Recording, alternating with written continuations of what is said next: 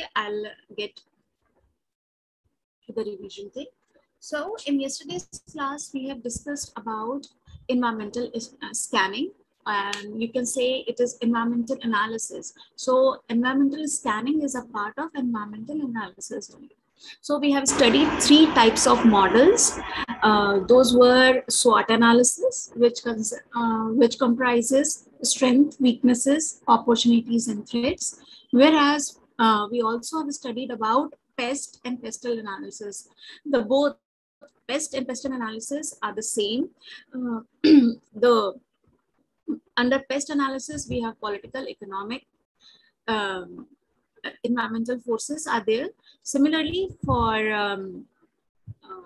pestle analysis, the factors are same, just 2 factors, that is legal and environmental factors are being increased. So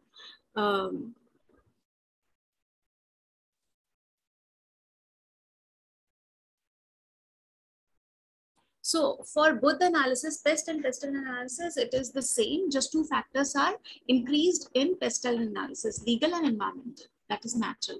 Environment has been increased in pestle analysis. Other than that, there was one more model, which is known as Portal 5 Forces model. We have studied the 5 forces which affect a business and very much important for any business to run.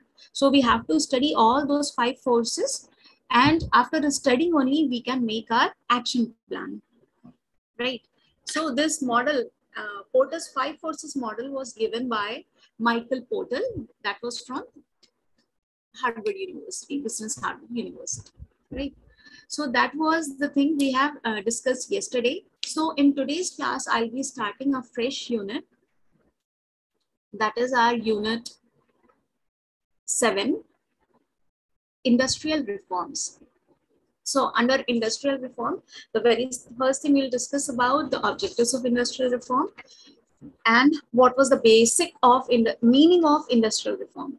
Other than that, we'll be studying about 4 policies, or you can say 4 acts which were given for the enforcement and you can say the benefits of industries, right? So it basically started from just after independence. The very first resolution or industrial policy was given in 1948, which was the very first policy.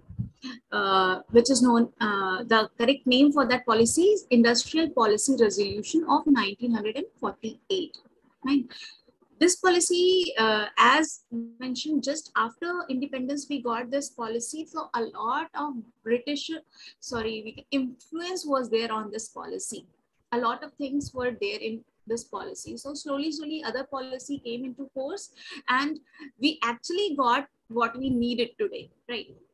So the main revolution, you can say, came into force in 1990. So before that, we already had certain policies. We will be discussing that.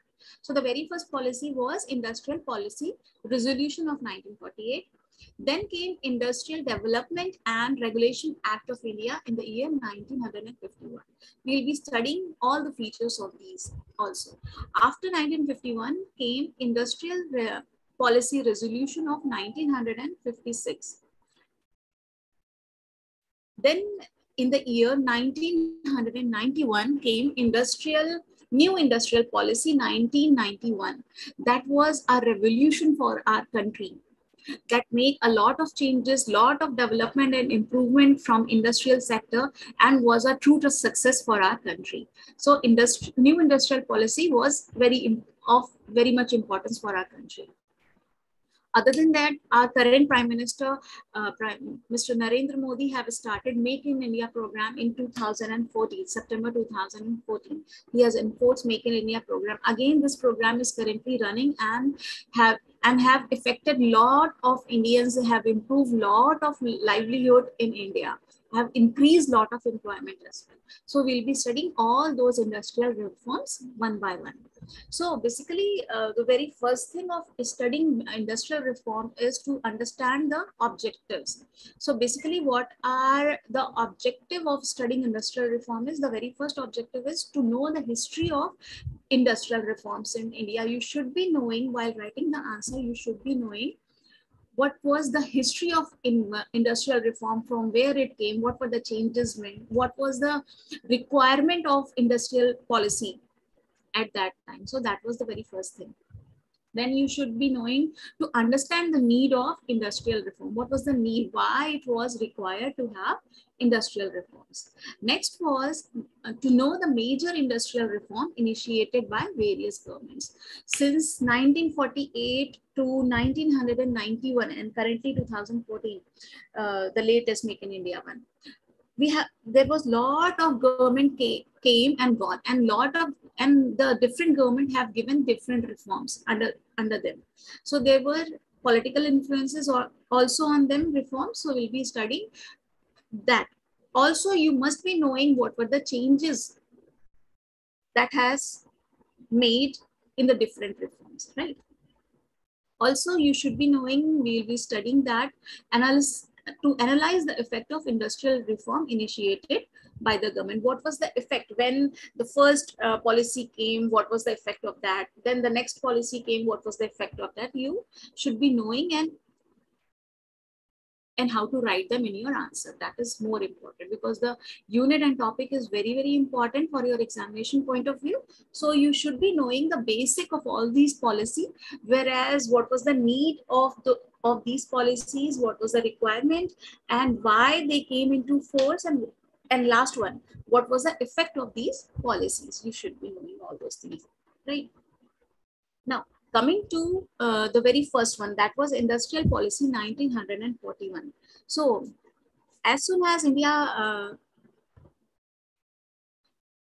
got independence in the year 1947, the government of India in April 1948 announced a comprehensive industrial policy, which attempt to demarcate definite spheres of government undertaking and private-owned industries, and also indicate broad guidelines for regulation and control of industries. So basically, before 1947, as we were rule of British government, there was a lot of things which were not good for our Indian industry. So because the reason of industrial policy resolution was to give freedom to Indian industry so that they can do their businesses easily and things can become easy for them, right? So that was the main reason behind Industrial Policy Resolution 1948. Now, coming to the salient features of Industrial Policy Resolution 1948. The very first feature was the government would concentrate more on starting new concern instead of taking on owners. There was already old industries, there was already old concern, but the main aim was of this resolution was to undertake or to start or to encourage new undertakings, right? So that was the main purpose behind this reform. Next was, whenever private enterprise were working, it would be given full encouragement. Yes, giving full encouragement to the private sector was also a very nice feature of this industrial reform policy. Though,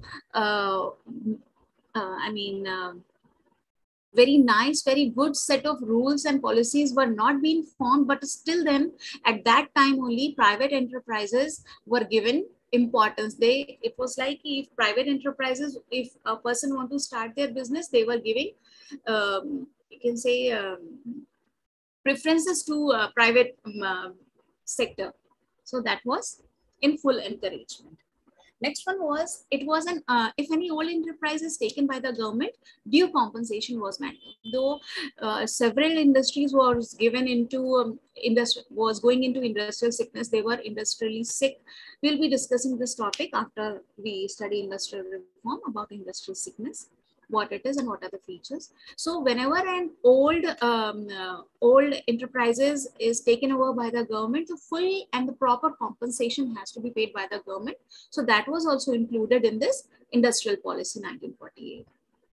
Next was foreign aunches working in India. Foreign aunches, the meaning of foreign aunches is people from foreign, basically English speaking countries. So people from English speaking countries were allowed to work in India, and they would be free to send profit. Whatever they are earning, they will be free to send their profit across. Though in 1947, the Britishers have left India, but few of them were over here working. So to make things easier for them, to make things, to make industry run properly, because they were holding higher positions in the industrial sector. So not to make problem for them, they make this policy that these people should work freely in our country, and they'll be free to send whatever they are earning as profits from our country to their country. That was a major part of this policy. Again, if a foreign concern are taken over by the government, due compensation would be paid. Again, similarly, if a private company has been taken over by government, they were giving proper compensation, as well as foreign companies were also being taken over by the government. So they have given proper compensation for that also. Next one is more foreign capital would be invited to participate in the Indian economy. They made foreign countries, made foreign countries to invest in India. So they gave encouragement for that as well. Next one was there should be no concentration of wealth in the hands of few. So concentration of wealth was also being decreased in this policy. Again, increase in the national wealth instead of redistribution of national wealth was emphasized. So increase in national wealth should be increased, whereas instead of redistribution of national wealth should not be there. So that was encouraged in Industrial Policy Resolution 1941. So these were the very salient and important features of Industrial Policy Resolution. I hope I am clear with this policy. So let's move ahead and we'll discuss about our next policy, our next act, which was given in the year 1951.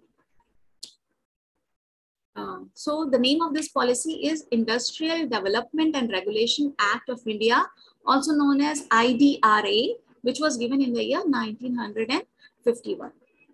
Now, what were the main objectives of these acts? We'll see. The first one is to implement industrial policy, whatever industrial policy was there. So the main aim was to implement that industrial policy. Next one is to regulate and develop industries. To regulate and develop industry means whatever rules and regulation are set there for industries, they need to be followed by industry. So regulation was the main aim of this act, regulate and development of industries. Next one is to plan and develop new industry. This similarly, we have in a resolution of 1948. The same aim was there in Industrial Development Regulation Act of India 1951 to plan and develop new industries. So that was the basic objectives of this Act of 1952.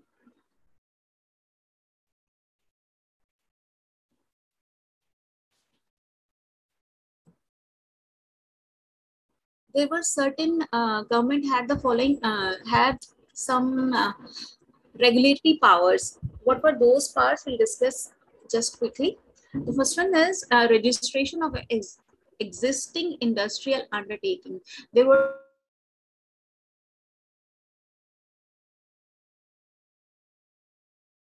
for those industrial undertaking, the first thing. Then revocation of registration in certain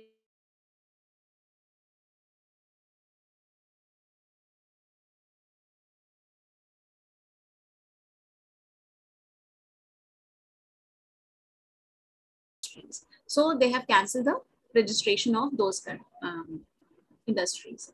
Next was licensing of new industrial undertaking was there.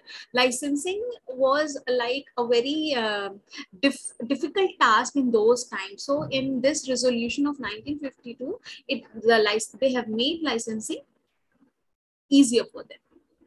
Next one is issuing license for producing or manufacturing new license. So again, similarly, licensing they have made very easier. So whatever industry were producing, manufacturing, licensing made very easy for them. Then again, revocation and amendment of license in certain cases. There were previously some industry, those who were having license. So those licenses were cross-checked, and whether they were working accordingly or not is being checked. And revocation of licenses also being done under this act. Now, again, they have come up with procedure for grant of license or permission. They have come up with a new set of rules to grant permission for the licenses. Now, this Act of Development and Regulation, the main thing which happened over here is they made easier to liquidate and reconstruct companies. The companies which were already sick, which were not doing good, those who were in losses, made the process easier so that they can liquidate. So that was the main features under Industrial Development and Regulation Act of 1952. Now coming to, now a question may be asked in your examination to list out the powers of central government under Industrial Development and Regulation Act of India, IDRA 1951. So whatever just now we have discussed, these certain points, these points or these powers will come under this answer. So from this part, this might come in your examination and important, like to list out the powers of central government. Now came our Industrial Policy Resolution of 1956. That was our next act which came into force in the year 1956. That is Industrial Policy Resolution of 1956. We'll see what are the features of these resolution. So basically, in order to accelerate the economic growth under the socialist pattern of society, Industrial Policy Resolution 1956 came into existence. So what was the aim, basic aim or objective of this resolution? The very first objective was to develop heavy and machine making industries. Why? Because previously India has to import heavy duty machinery from other countries. So main aim was to develop those industries in which heavy machines were making. So it was given due consideration in this resolution, the first one, that is development heavy and machine making industry. The very important thing. Next was again to expand public sector. The public sector was not very much into, you can say, much importance was not given to public sector. So they have expanded the public sector in this resolution. Next aim was to build up large and growing cooperative sectors as well. So cooperations were given due consideration, so they can build up a large and growing cooperative sector. So now in this policy, basically they have divided into three categories. They have listed industries into three categories. So we'll see what were these three categories one by one. Just give me a moment, please.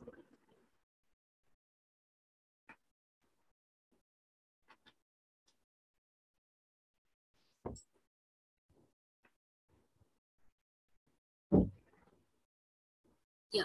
So Industrial Policy Resolution of 1956 has given three categories of industries. So very first category comprises of 17 industries were there, basically, which were exclusively under the domain of government.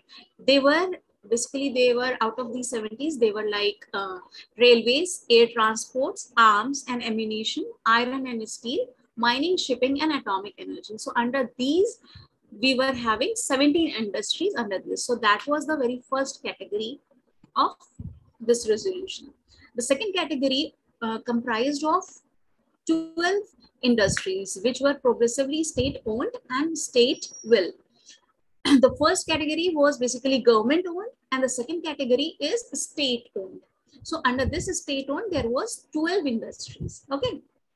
What was there in these 12 industries? So the list is like fertilizers, road transport, chemical, antibiotics, and machine tools. These were the industries under second category, which was state owned, not government owned. Okay. Now the third category contained all the remaining industries and their future development was left to initiative and enterprise of public sector. Although as to be open to the state The state policy facilitate encourages the development of these industries in the private sector in accordance with the program formulated in the category. All the list was in the third category, right? So that was the main feature of Industrial Policy Resolution of 1956.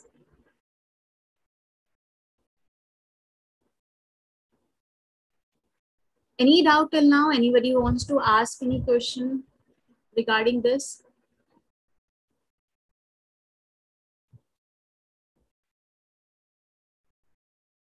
You can ask me before I move on to the next policy.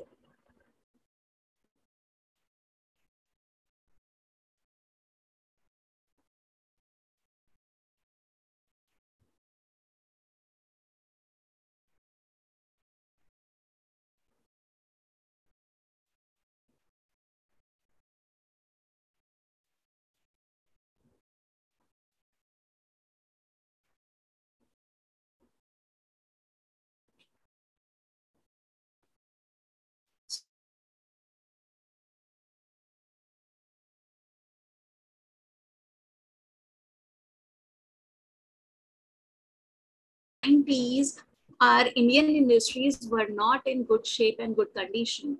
So the current government at that time in 1990s, they have made new industrial policy to so as to encourage basically the private sector to come into force. They allowed a lot of things. They have given freedom to a lot of things so that their functioning of these functioning of these industry could be easier. I mean, formation would be easier, their functioning will be easier, and also they have promoted so that new industries can be formed and function smoothly. So a lot of changes, a lot of you say new benefits were given to the industrial sector. We'll see what happened in new industrial policy 1991.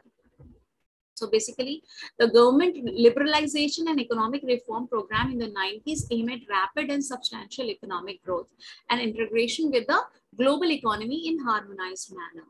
So this industrial policy statement of 1991 stated that the government will continue to pursue a sound policy framework encompassing encouragement of entrepreneurs, development of indigenous technologies through investment in research and development, bringing in new technology, dismantling of regulatory system, development of capital market, and increased competitiveness for the benefit of common man. So that was the important feature of Industrial Policy 1991. Now, the objective of Industrial Policy Statement 1991 was to maintain sustained growth in productivity, enhanced gainful employment, and achieved optimal utilization of human resources. Now, to attain international competitiveness and to transform India into major partners and players in global arena. That was the basic objective of new industrial policy statement 1991. Now, some of the highlights of this policies are all industrial undertaking are exempt from obtaining an industrial license to manufacture, except for industrial reserve for public sector, the first one, and industry is retained under compulsory licensing, as well as items of manufacture reserve for a small scale, and if the proposal attract location restriction as well. So that was the first feature of this policy. Now, major initiatives toward reconstruction of public sector units, that is PSU, we know it as, were initiated in view of their low productivity, overstaffing, lack of technological gap, technological gap, and low rate of return. In order to raise resources and ensure wide public participation, public sector units, it was decided to offer its its shareholding stake to mutual funds, financial institutions, general public, and workers as well. Similarly, in order to revive and rehabilitate chronically sick public sector units, it was decided to refer them as Board for Industrial and Financial Reconstruction. That was known as BIFR. The policy also provided for great managerial autonomy of the boards and PSUs. Also, the Industrial Policy Statement of 1991 that the government intervention in investment decision of large company through MRTP Act has proved to be deleterious for industrial growth. So that was also a major part of industrial policy reform.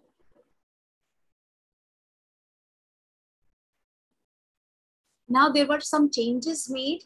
These changes were Foreign Investment Promotion Board was there for promoting foreign investment and facilitation changes. Foreign Investment Promotion Board was established. And what was the main objectives of this board was by undertaking investment promotion activities in India and abroad, right? That was the first objective of this board. Then facilitating investment in the country by international companies, NRIs, and other foreign investors as well. Next was through purposeful negotiation, discussion, and potential investor, as well as review policy was made and put in place appropriate institutional agreements. So these were the features of this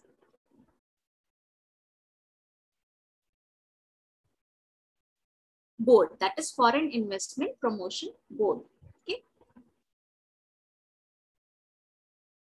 Next board was Foreign Investment Implementation Authority, which is known as FIIA.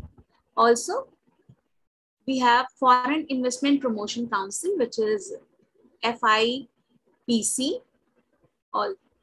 So these were the three boards which made functioning of Industrial Policy Statement 1991 function easier. So with this, we are done with our 4 industrial policies. Now we'll discuss about Make in India program, which was established in the year 2014. Now please give me a moment so that I can take the attendance.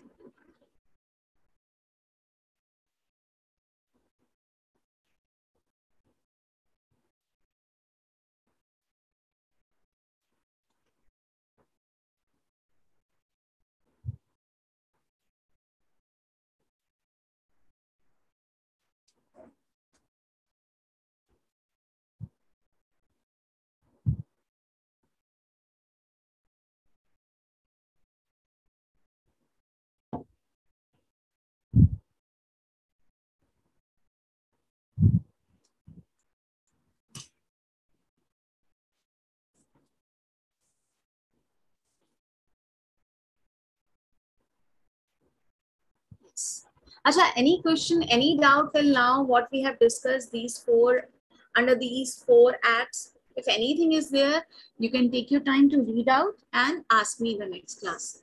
Okay.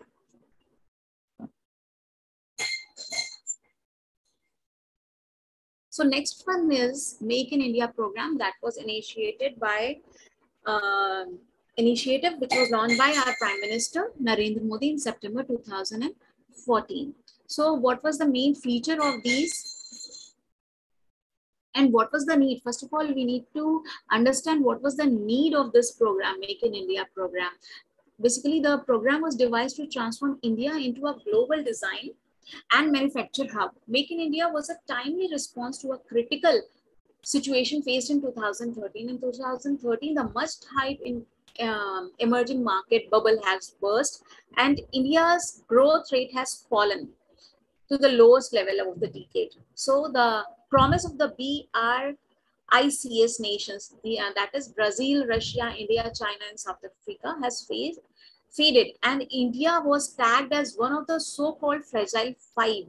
So the global investors debated whether the world's largest democracy was at risk or opportunity.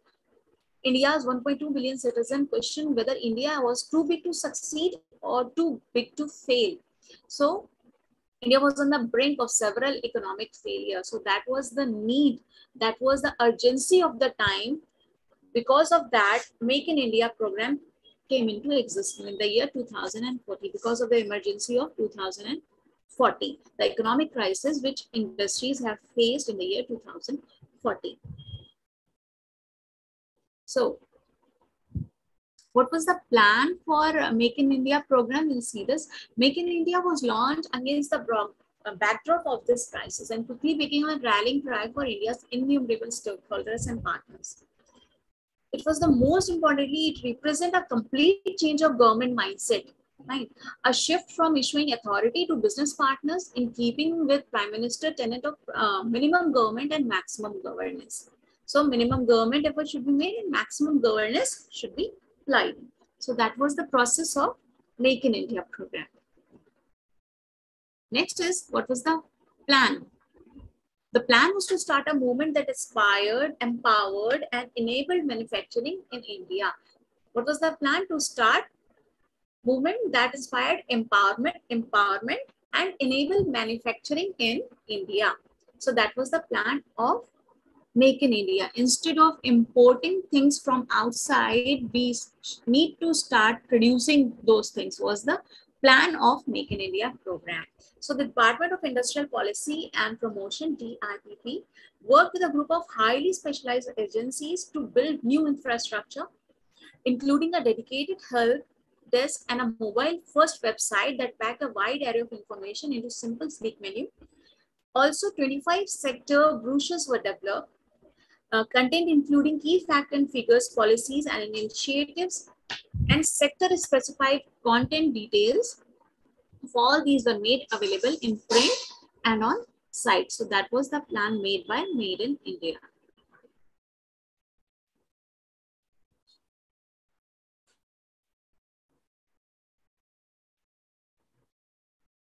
Also, various sectors. There was a lot of sectors that had been open up for investment also in under Make in India program, like defense, railway, space. Also, the regulatory policy have been relaxed for them to facilitate investment and ease of doing businesses. 6 industrial corridors are being developed across various regions of the country, and industrial cities will also come up with these corridors. So that was very effective for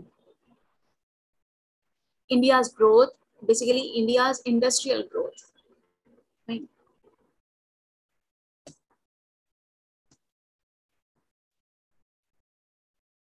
So that was all about industrial reform. Not all about industrial reform. You need to read your books. You need to, whatever textbooks you are referring for your examination purpose, you need to check all the information regarding these industrial policy. Try to read out as much as policy again and again so that it would be easier for you to understand what these policies were. So you need to start, first of all, start with the history of industrial reform. Why, what was the reason why these reforms came into existence time and again, what were the changes made in them, and what was the need for their implementation, right? So all those needs, when you read the things, then only you will be able to understand. Don't mug up the things. Try to understand what these acts are and what are the purpose, objective behind them. So when you read again and again, then only you will be able to answer questions related to this industrial reform. It's not easy one day task that you mug up and you can write anything. No, you cannot do with these industrial reform. Things need to be very specified from your examination point of view. So read again and again and ask me as we're having 3 days gap. You can ask me after 3 days if you face any problem while reading industrial reform. Everybody is having textbook. If not, information is available on internet as well. You try to read as much as possible about industrial reform, all these 4, 5 reforms or policies, and try to understand what these policy says, and then ask me question if anything you are unable to understand. Okay.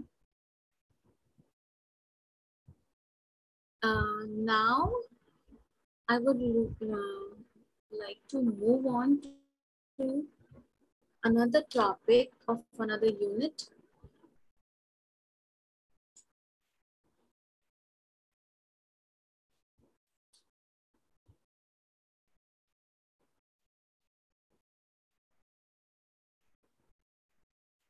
Who are the participants available? Sagar, Sai, Vivek, and Aksha. Kindly respond. Yes, ma'am. I can't hear you. Aksha, are you speaking? Yes, ma'am. Yes. No, your voice is not audible. Sai, Vivek, and Sagar, Yes, ma'am. kindly respond. Ma'am, this is Sai Vivek. Why? Oh, sorry, my headphones are plugged in, so that was the reason. I'm sorry for that. Yeah, Aksha and Sai, Vivek, please speak up. Yes, ma'am. Sai Vivek. Okay, okay. Yeah, we'll do a little exercise over here. Please move to your page number 128 of your books. Yes, ma'am. Yeah. Try attempting questions and tell me the answers fast. Both of you. Which program was launched Vivek, by? I believe this is your first class. Sai, Vivek. Yes, ma'am. Yeah. Try answering these multiple choice questions. Okay, ma'am. Yeah. On page number 128. Quickly, we'll spend some time over here doing this. Made in India, ma'am. Yes. Make in India. Read out. What is the question? Which program was launched by Modi government to make India a design, innovation, and manufacturing hub? Make in India. Make in India. Correct. Next one. Make in India provide a framework for a vast amount of Technical information. on How many sectors? How many sectors were there? 25. 25. Okay. 25 sectors. Next. Make in India aimed at raising the contribution of the manufacturing sectors dash of the GDP by 2020. Again 25. Please don't look for the answers down.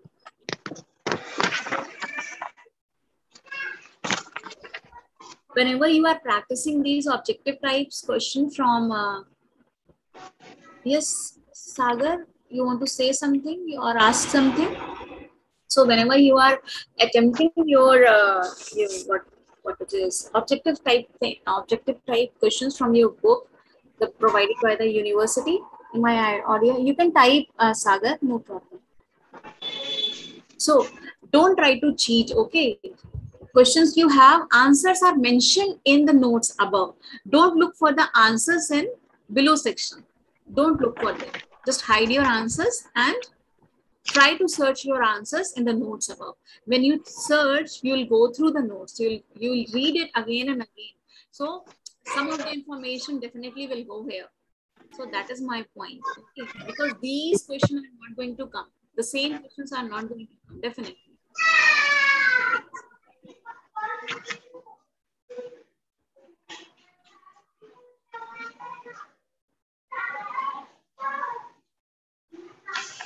Should I move on to industrial sickness?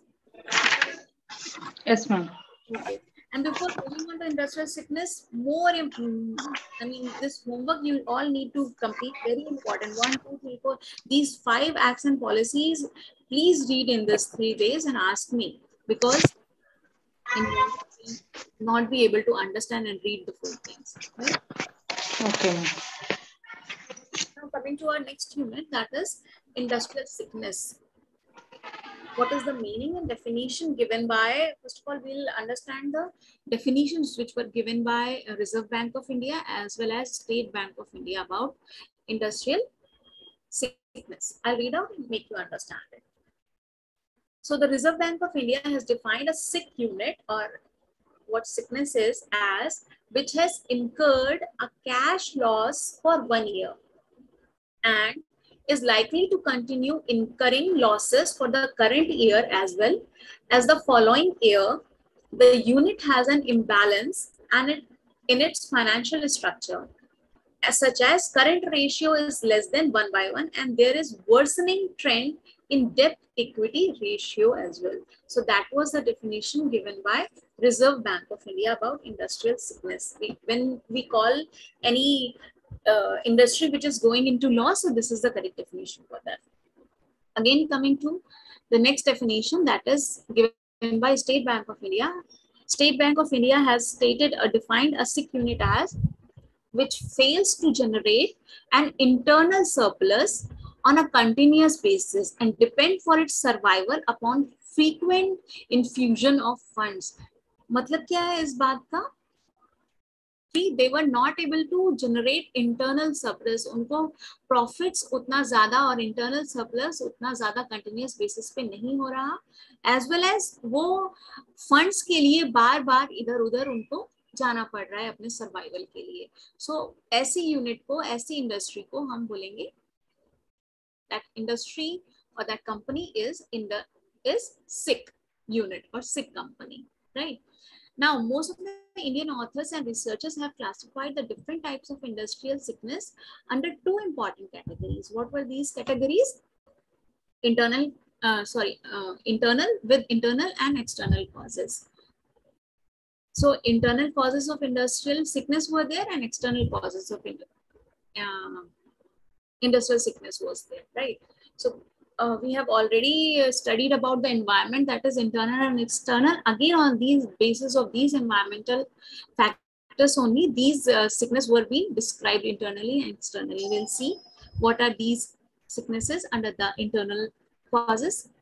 First one, under internal, the very first one is lack of finance. This problem was generally faced by small units. Often the financial base of a small unit is very weak.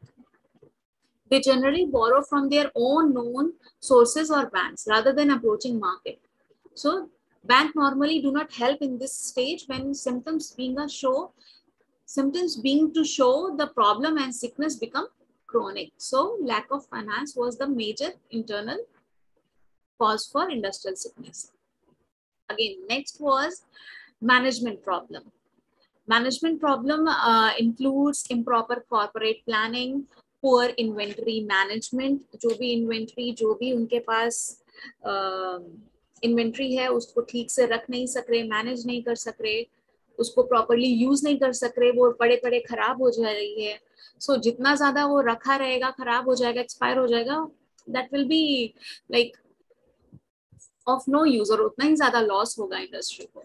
Next was lack of integrity in top management. Also lack of coordination and control was there. And poor implementation of projects. So these were the basic problems under management category of internal cause. Next was improper choice of technology. Basically, small enterprises cannot afford to take technical guidance from experts in choosing proper machinery, right? So an improper choice of technology, unsuitable product mix, and single product technology contributed towards industrial sickness. So that was in the improper choice of technology. कि जो छोटे units हैं वो उनके पास कोई expert नहीं है पता करने के लिए कि हमको कौन सी टेक्नोलॉजी, कौन सी मशीनरी यूज करी जाए. तो स्मॉलर यूनिट्स को ये प्रॉब्लम बहुत ज्यादा हो जाती है जब वो एक्सपर्ट्स नहीं होते उनके ऑर्गेनाइजेशन में उनको गाइडेंस देने के लिए, बताने के लिए कि कौन सी टेक्नोलॉजी कब चेंज करनी पड़ेगी. I have told you in previous classes also कि technology changes are a very fast phase. सुबह कुछ है, शाम कुछ हो जाए, you can not say, right? So they need to have proper guidance, they need to have proper information of it, when to change our technological things. Next was mismanagement. Industrial sickness could become because of mismanagement as well in various functions like finance, production, marketing, human resources, because of wrong management decisions. Fine. अगर आप decision आपका management ही industry का management ही ठीक से decision नहीं ले पा रहा है, so it may contribute towards industrial sickness of that unit. Also, incompetent entrepreneurs.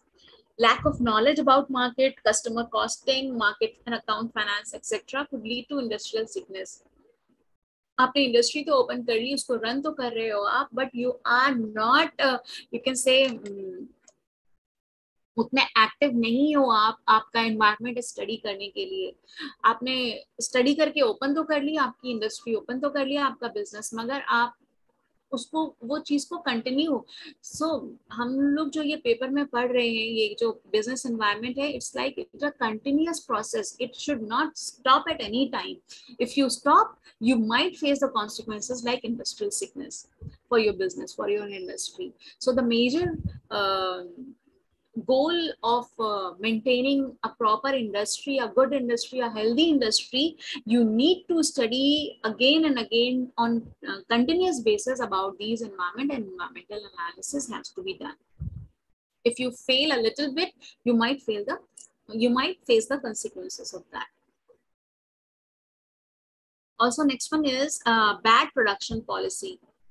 Bad production policy as in making wrong selection of product location, or defective selection of plant and machinery, or maybe bad maintenance of plant and machinery, or you might overestimate the demand or underestimate the demand, or lack of quality control is there, as well as lack of standard research and development. So these were the bad production policy. Now coming to external causes of industrial sickness. We'll see about external causes of industrial sickness. Can you tell me any external cause?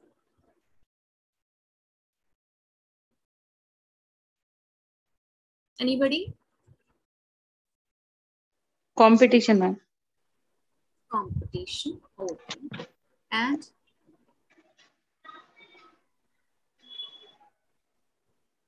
Sagar, your audio is not working. You can type. Vivek, Sheikh, Abdul Rauf is there. Answer me. Tell me some external causes of industrial sickness.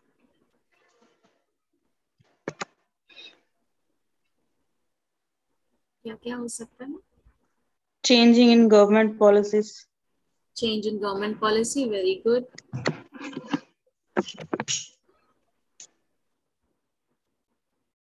Also, कितनी सारी external factors कितने सारे पढ़े हैं मैंने अभी तक, बार बार दो क्लासेस तो खाली फैक्टर्स पढ़ाने में ही चला गया, अभी तक एक दो ही बोले आपने, कंपटीशन, एक गवर्नमेंट पॉलिसी, और क्या होगा? चलिए, okay, will discuss now. So the very first external cause may be recession in the market. Industrial sickness may occur because of increase in recession in local and global market. Recession lead to downturn of economy, lending to major loss and closure of various industrial units. Correct? That is recession in the market. The very first reason, cause. Next is decline in market demand of the product. आपने बना तो लिया product, you have surplus products with you, but there is no demand in the market. So that can also cause industrial sickness to your unit. So a product may reach the state of decline. बनाते बनाते उसका demand ही खत्म हो गया. I mean, आप market में supply तो कर रहे हो अगर प्रोडक्ट, मगर उसका डिमांड नहीं है मार्केट में. So that could be one reason of it. So why this happened? What is the reason behind this? This happens when new and better products invade the market and the old product become redundant, not required anymore. So that could be one reason. Next one is excessive competition in the market. As Afsha told just now, that is excessive competition in the market will justify the survival of only the fittest firm, right? The high cost unit over time will become weak and fall sick. That is competition, excessive competition in the market. Next is marketing constraint. What were the marketing constraint? Over here, we'll get to know. These constraints are change in global marketing scenario. Next is change in technology. Also change in consumer behavior and changes in customers' taste, preference, and demand. So these are the marketing constraints. Because of them, your industry might fall sick. Now, next one is government policy. Again, as mentioned by Afsha, frequent changes in government policy in respect to industrial licensing, taxation, power tariffs, imports, exports, export duties, etc. may lead to industrial sickness. एकदम से changes आएंगे, बार बार changes आएंगे, like taxation आ गया, licensing आ गया, इंपोर्ट एक्सपोर्ट ड्यूटीज आ गया. Again and again you need to be very careful about these policies. किसी एक चीज में भी आप चूकेंगे तो that is going to make your industry sick, definitely.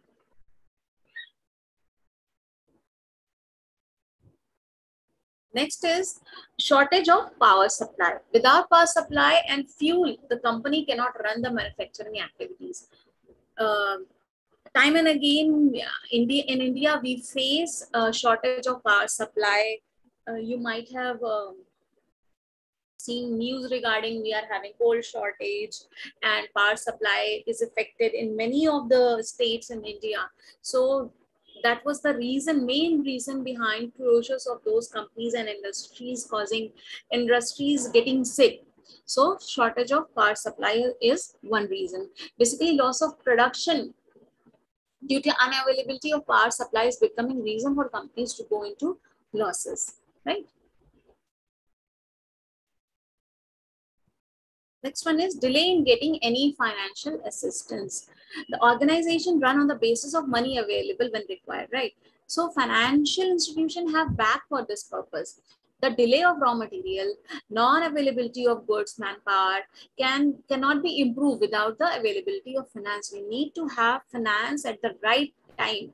I mean, we call it right. The right action should be taken at right time. So finance is one of them. Finances need to be in your hand whenever you want to purchase raw material, or you want to hire new and good manpower. So finances has to be there for doing all those activities, and it has to be in your hand. So whenever you are lacking in arranging the finances, you might face industrial sickness.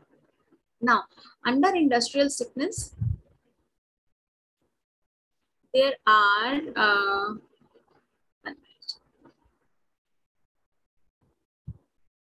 so that was an introduction about industrial sickness, and we have discussed causes of industrial sickness in India, internal factors as well as external factors. Am I clear till now? Did you understand? Yes, ma'am. So under industrial sickness, the act is, the unit is quite vast. You also need to study about the sick industrial company, special provision of 1958. You need to study its objective. Then you need to study about Board of Industrial and Financial Reconstruction, BIFR. Then bankruptcy process is there, drawback of SICA is there, sick industries companies.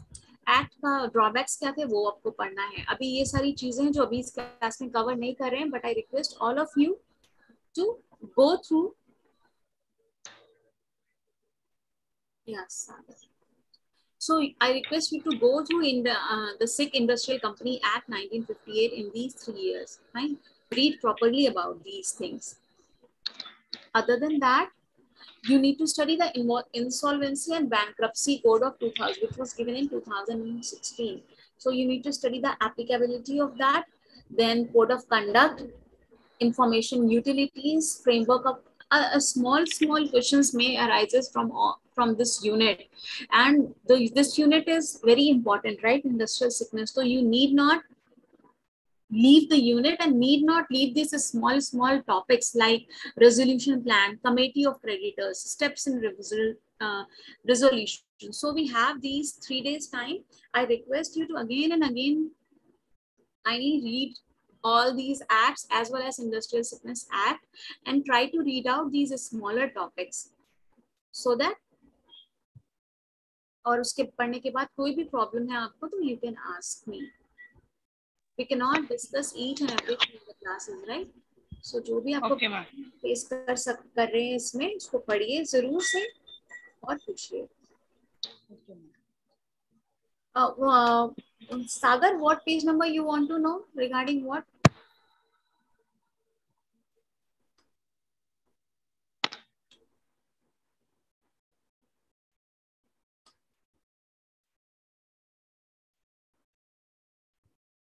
You open your book, you go to your content page, I'll tell you.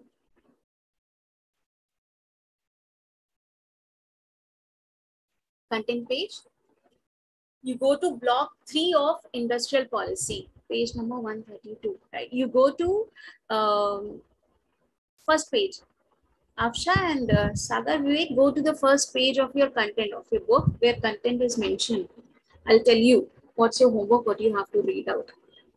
And what we have discussed, everything is mentioned in these pages. So block 3 of industrial policy, starting from page 115. From page number 115 to 156, industrial reform, unit 7, as well as industrial sickness, unit 8. You need to read out these 2 units, right? And ask me. We'll start with competition policy and law in our next class. Okay. As well as we'll start our block 4 thoughts. Is it clear? Yes. Sagar, you got it?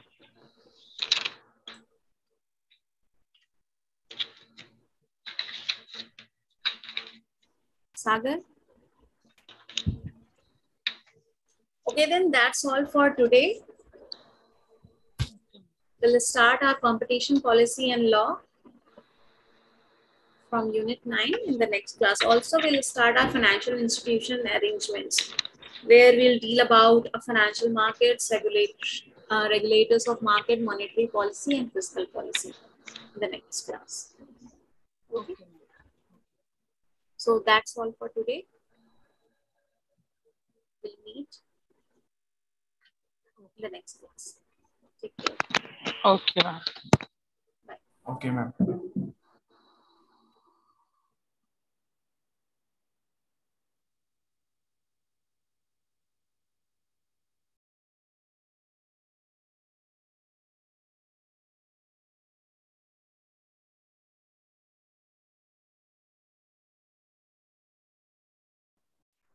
Gautam bro class ఇప్పుడే అయిపోయింది.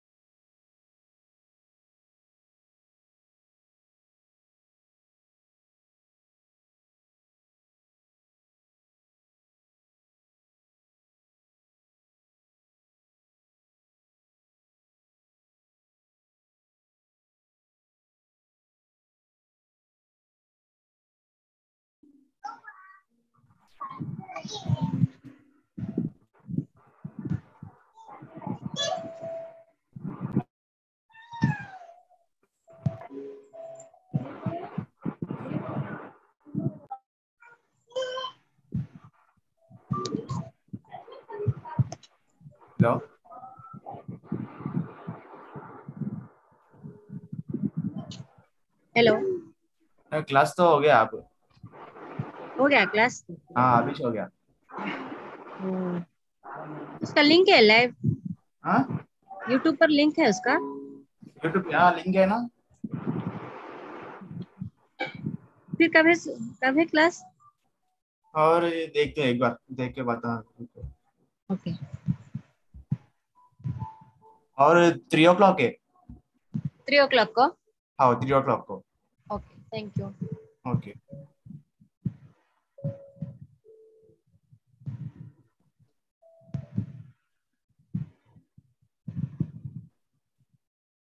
और चंबा देखो.